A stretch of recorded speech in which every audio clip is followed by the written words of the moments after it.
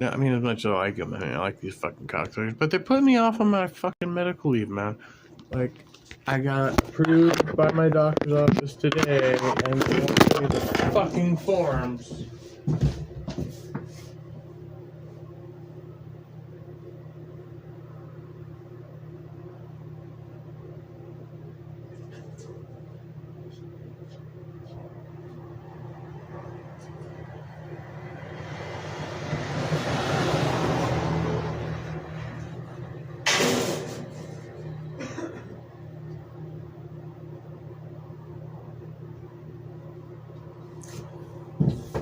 Yes, like I got approved for medical leave fucking today, meaning yesterday, by my goddamn fucking doctor's office, but my company won't send me the fucking forms for me to go out on leave, right? Because they don't have anybody who's going to come out and cover this fucking site, which is why they had that person here earlier, right? Because they don't know. If I don't show up, they don't have another fucking person on call to fucking come do it. So they have to have a fucking supervisor here because they've already had a fucking complaint, right? But I've told them fucking over 6 weeks ago that this shit ain't gonna work for me, right? Seems to me that a reasonable fucking person would try to find some fucking alternative, you know what I mean? So if I go out on medical, like, right, they're shit out of luck. Like, what are they gonna do? They're gonna send all of their fucking on-call employees out here to fucking cover this shit? No, right? But obviously, the client is, not fucking too happy about the situation, and I don't blame him, right? I don't fucking blame him. So it's just a bunch of fucking bullshit, and it's not my fucking problem. This is not my fucking problem. I came out here to try to solve a problem. I've been out here for, well in excess of 6 months trying to see this thing through. But like I said, it's been almost 2 months now. I've been like, hey, you gotta fucking solve this shit. And now it's the shit, this is on me. This isn't on me. I didn't fucking create this problem. You asked me to fucking come out here. This ain't my shift. I don't do these shifts, right? I've been doing these shifts now for a long time. Y'all been seeing me. We got evidence that I've been out here opening this fucking gate all night for these motherfuckers, right? Something I don't do. I wasn't hired to do it. Upon employment, right? The condition of employment was not this, right? This is something I agreed to do as a special exception to my rule of what I usually don't do. And this is exactly the way I lost my last 2 fucking jobs. And I'm not going to sit here and take it. There's no fucking reason for me to sit here and take it. Like as if I'm not begging for this goddamn position, right?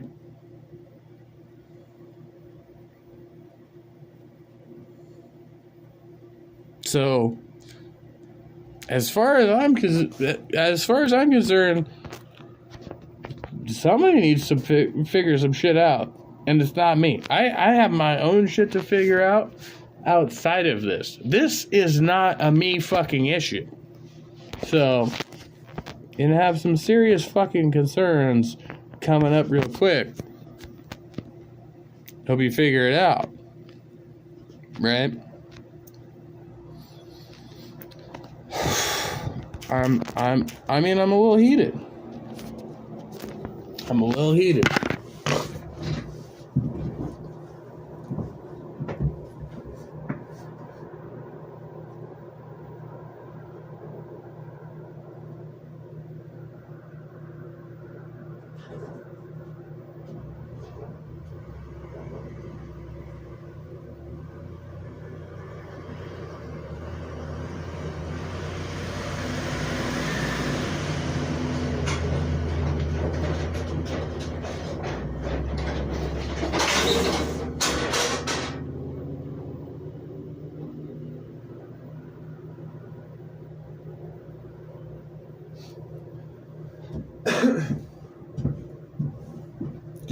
And look, here's the thing.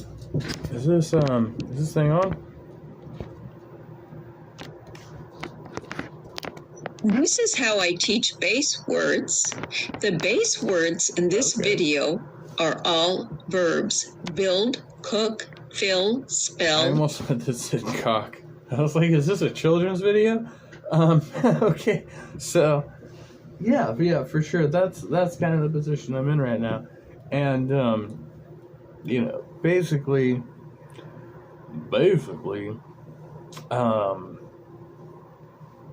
I don't know what the fuck I was about to say something else and I got distracted. Okay, yeah, it's fine, I guess. It is what it is. And stick. I explain to kids that base words stand alone and have meanings. I use base words that kids are familiar with and understand.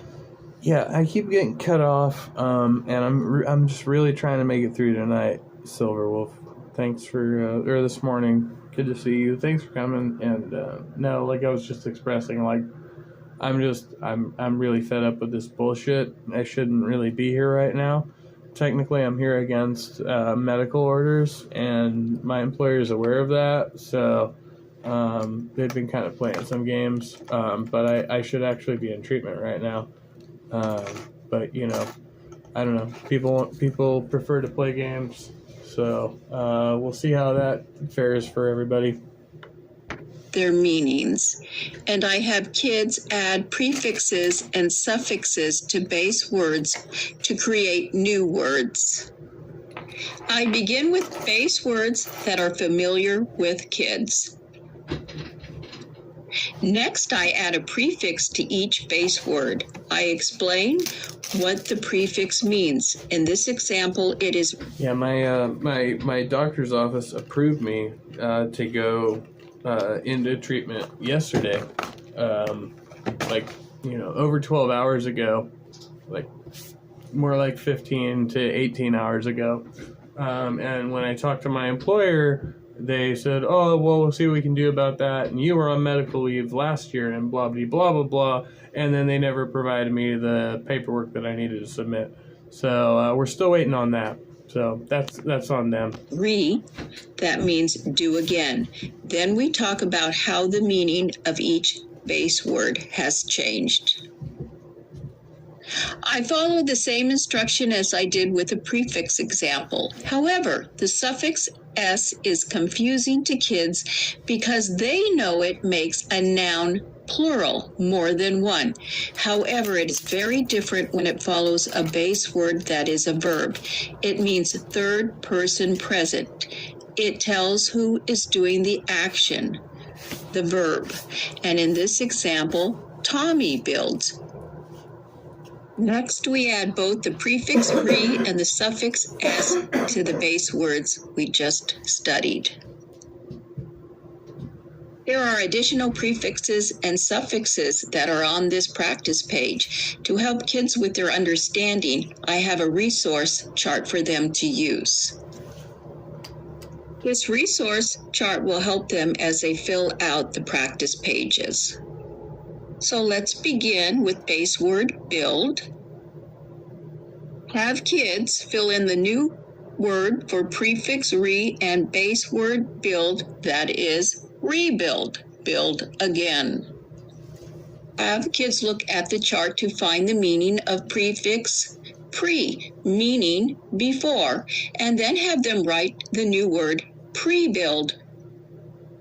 Next, after the base word build, add the suffix s as in builds, as in the sentence, the carpenter builds homes.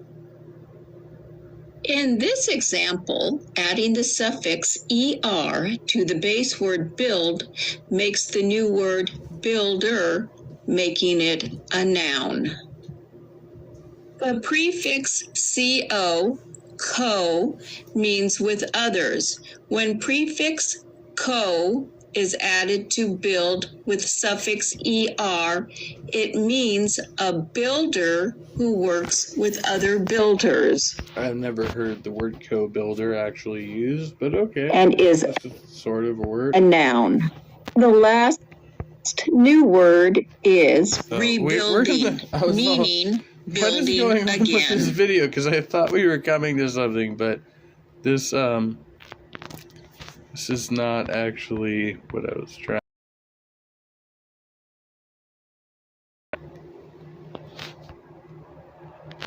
Time for some sunny life pro tips. 1, switch to Mercury Insurance. They've been around since 1962, so you know they're reliable. Shut the fuck Seriously? up, you fucking.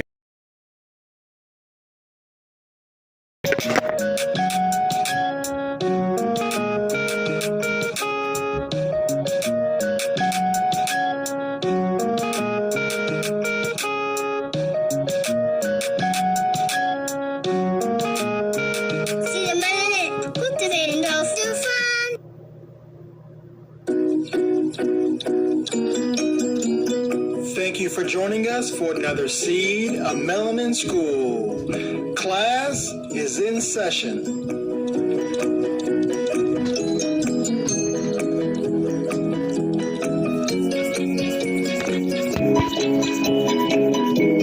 Pretty much the space that I'm in, like, basically, I guess they're putting me in a position where this morning I'm going to have to call and demand that they give me the paperwork that they're legally obligated to give me anyway, right?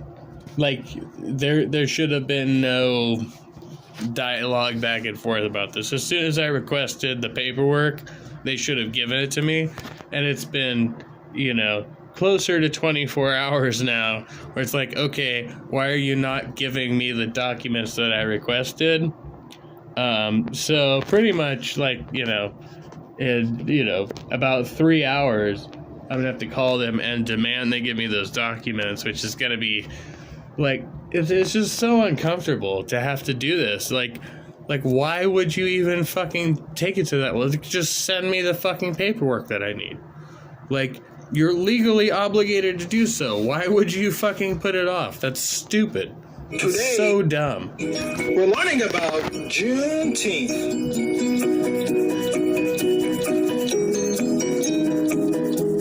Juneteenth is one of the oldest holidays for blacks in the United States.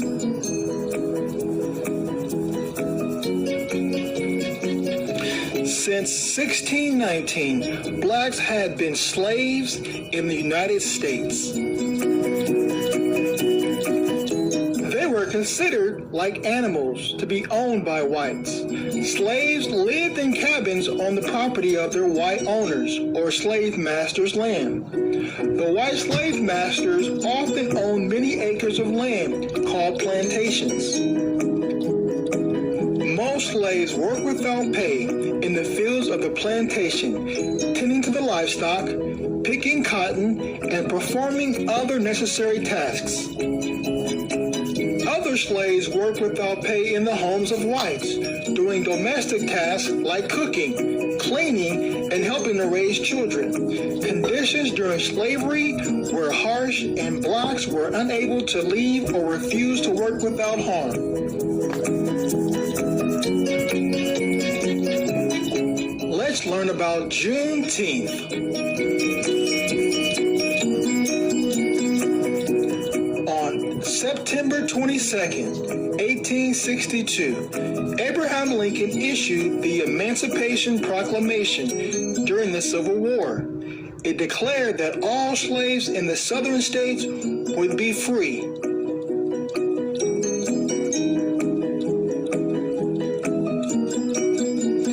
However, despite the proclamation, in the state of Texas, there were an estimated 250,000 enslaved people that had yet to be freed.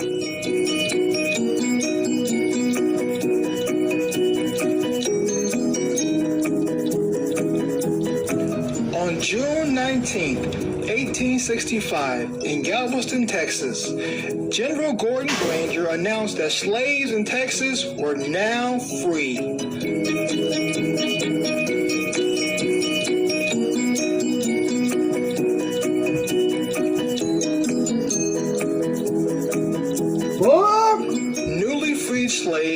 celebrated the good news and looked eagerly towards a new beginning in America. They would celebrate June 19th in churches and near water joined together in unity.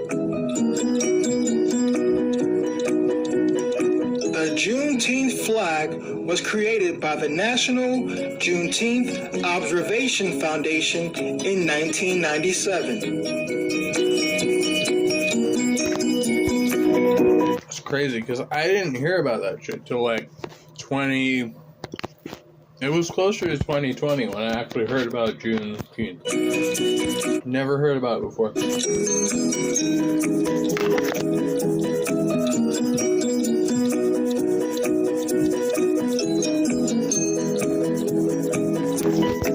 It was definitely, no, I remember Juneteenth 2019 was a big thing because they brought that up. So I definitely knew about it at least like a year before. But like not very long before that. The flag represents Texas and the emancipation of the states. Well, no, he just said they made the flag in 1997. So obviously it's been around a while. We just weren't aware of it. Welcome back.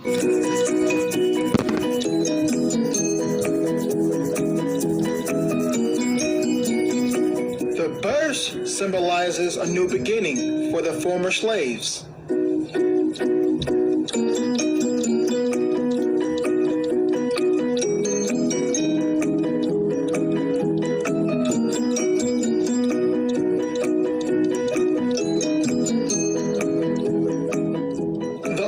Is a symbol of a new horizon for blacks in America with hope for a better future.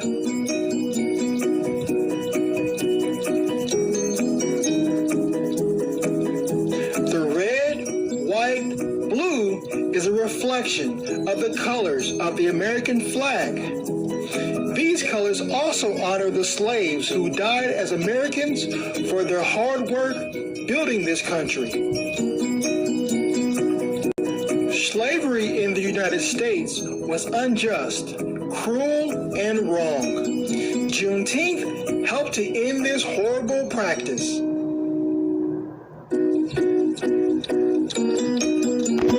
Today, Juneteenth is celebrated in a variety of ways. Families get together to eat, share traditions, and enjoy one another. Some cities host events and throw parades.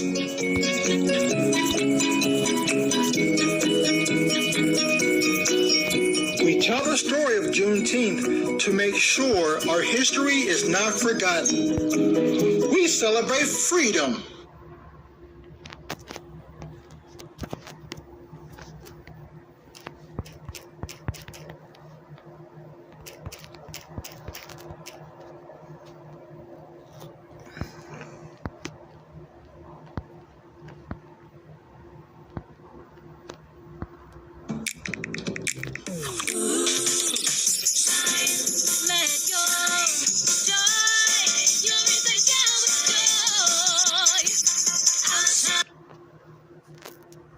Ready for the road trip. I've even got an extra John Stewart, seat. like, extremely stoned. Judging by the thumbnail. Like an Atlas, with 3 rows and seating for 7, everyone wants a ride. Okay, get in.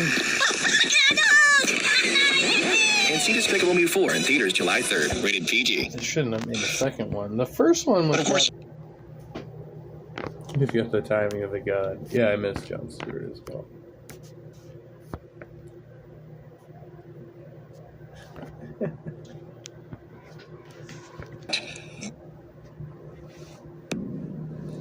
I've been drinking Bud Light ever since. Yeah. I mean, well, I try not to drink, but when I do, you know, I often drink Bud Light. Good stuff. I'm just saying. Ooh. Dude, it's a Belgian-Brazilian company. Nothing stranger than the truth, for sure. I apologize. I think I'm gonna have to. Yeah, that's not good. It's a pretty big bruise. I mean, it's. I think this is gonna be probably a pretty substantial injury later on. You know, it's a hand injury, so it's hard to tell, but The astronauts of Apollo 11. that was too much right there. Is that, what's his name? Oh yeah, that's him. Now that we know the whole world will be one, Did they, we can't afford to lose to the Russians. it went out of their way to make him uglier, right? Like, because he's generally better looking than that. So they tried to make him look either that or they've been doing his makeup like that for years. Because he doesn't look, what's the name? Tatum? Yeah, the Tatum.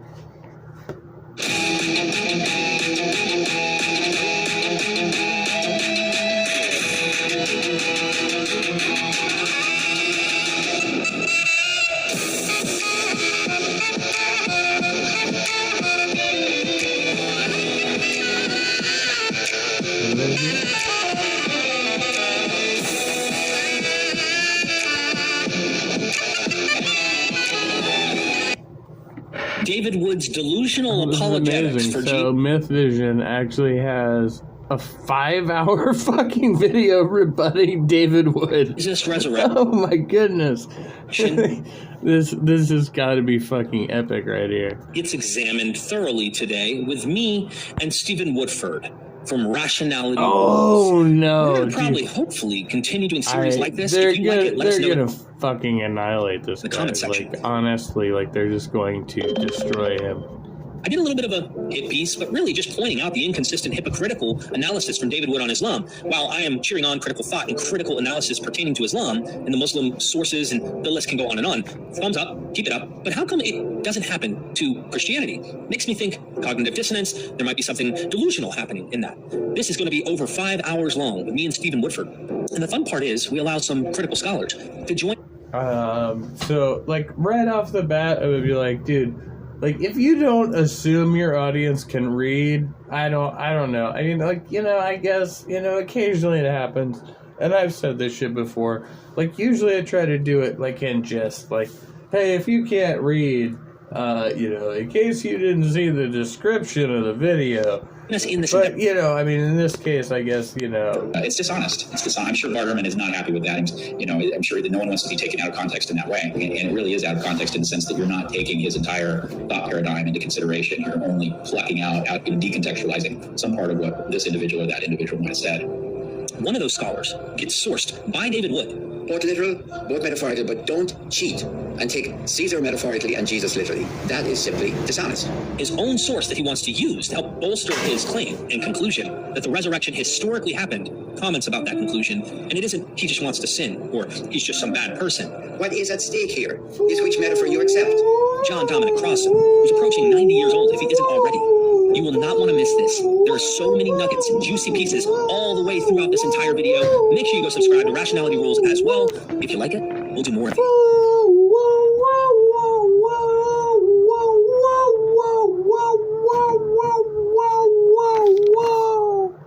Holy shit, it's after 5 o'clock already? That's amazing. Deep dives on apologetics. Why, hello, my fellow apes. I hope Nerdy you are Rodin, good to see you. well. Recently, I I'm published a actually gonna peace out pretty soon here. I'm just, yeah. Fuck, finally. Dude, it felt like today was never gonna come, you know? Sometimes it feels that way, but you know, tomorrow always comes. video about David Wood and his apologetic style, and I got a response from David. He had Apostate Prophet on, and we're going to be getting into that at another time. Today we're going to do what they were very upset that we didn't do, or what I didn't do before, and that is respond to the rest of his video. For what it's worth, I think that my video was a standalone and it did its job fine, but this time I've heard you, I've seen the poll that you don't trust me. I'm going to show you why you should trust me, and it's because I'm going to go through the rest of his video and show you the many, many mistakes that David has made, and basically the overconfidence that he has.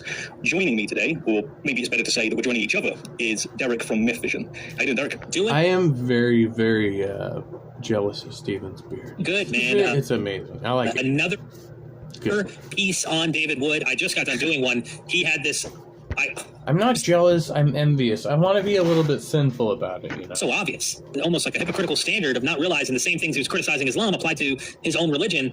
And I won't be shocked to find special pleading and kinds of things like that in this video, but this should be fun. That would actually be my central criticism of David, and that is that when he's criticizing Islam, he seems to be able to recognize where they're overstating the case and where they're actually employing cognitive dissonance. But when it comes to Christianity, which he normally follows it up with, it's just black and white. Now, I don't want to slag him off too much. I want to actually... I'm proud of my fur, yeah. Stephen Woodford, the transphobe. No, he's not really transphobic. He's so what I've prepared confused for us or maybe he said something one time that somebody didn't like. I don't remember. I've broken down his video into clips so that we can play them and then respond. And because we've got you, we're going to get all of these wonderful... I think I have far better sideburns, though. Like, he's got a better beard, but I have the superior sideburns, so we're kind of trading off. Dollars involved as well. So, yeah, it's a hell of a show for you all. I promise you that. Indeed. I'm looking forward to it. But for those with ears to hear, knowing that Jesus rose from the dead is actually much simpler than many people realize. To know that Jesus rose... Yeah, and David's just no competition. Like, in the facial hair matchup, he's insignificant. From the dead, we only need to know two things. One, that he was really dead, and two, that he was alive again later. What do you make of that, Derek? Has he already gone fucked up? I mean, come on, man. All you need to know about Apollonius of Tyana as the true Pythagorean continuer of the true philosophy is that he existed and that the Romans tried to kill him, and he escaped this this situation somehow. But listen, he's still alive today. He is in heaven. He's alive. And he has actually visited many of his disciples, followers. All you need to do is read the ancient literature about him, and you're just going to be absolutely persuaded. Fair play. So, okay, what David's saying is that if we can demonstrate that Jesus died and then he wasn't dead, then this would constitute a resurrection. All right, fair enough. But as you rightfully point out, this is what other religions state in terms of, you know, the claims that relate to their religions. The juicy stuff is demonstrated. And of course, we're going to get to that now. And I'm not even trying to pretend that everything is identical. Every one of these religions and their stories and their cults and practices are going to have differences. So keep that in mind. This is not like I'm pretending everything is absolutely identical, but you're dealing with the same kinds of things and claims from Caesars. And man, the list can go on and on for deities, demigods, heroes, mortals that become gods, cults that are originating them, you know, with heroes like Pythagorean followers, such as Apollonius of Tyana. You're gonna... What about the religion where your mom worships my cock? You're gonna have to special plead to make Jesus the one. If Jesus was dead and he was alive again later, I'd say that our atheist friends have a great big Son of God-shaped hole in their worldview. All right, so there's a quick pause, but this was actually the entire point of my first video, and it was the central claim that I gave him. We can grant his premises, the premises that he's going to give throughout this argument, at least most of them, and he's still left empty-handed. He doesn't actually achieve the claim that he puts across. So he speaks about, we can know that we have a purpose in life, we can know, you know, a way for salvation, we can know that X, Y, and Z, and he draws this conclusion from simply Jesus resurrecting. And as Christopher Hitchens put it a long time ago, you're still left empty-handed. That doesn't do it. And the examples I gave in my video was with Govardhan Hill, with Krishna. Suppose it was the case that Krishna or some entity lifted up the hill, as is told in Hindu legend.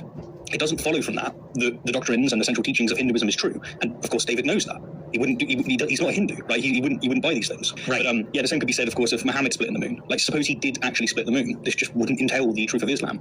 And most Christians know this. So I don't know why they would find it that they can make this jump when it comes to Christianity. There are so many things you point out and that can be said about this. But one I'd like to do in this is kind of a unique tack that I've recently encountered when I did my Does Yahweh Exist video based on Jaco Garika's work. He wrote a dissertation, and the whole thesis is showing so many philosophical issues with Yahweh. Derek looks like fucking super young, and this was 3 days ago.